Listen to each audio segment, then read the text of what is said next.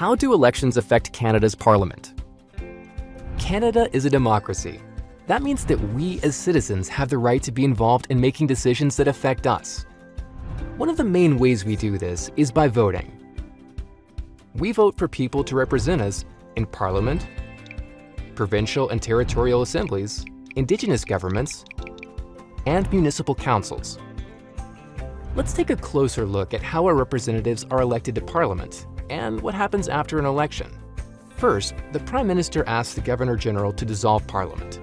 Almost all work in the Senate and the House of Commons stops. Next, the Governor-General announces the election. Unlike in some countries, we don't vote directly for the Prime Minister. Instead, we vote for a member of Parliament, or MP, to represent our local area called a constituency.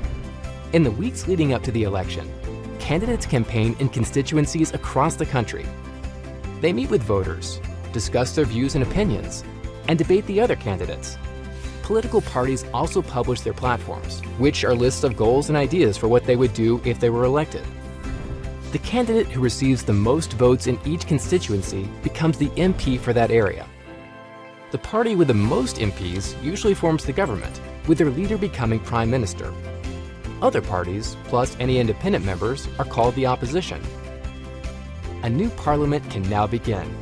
But how exactly does that happen?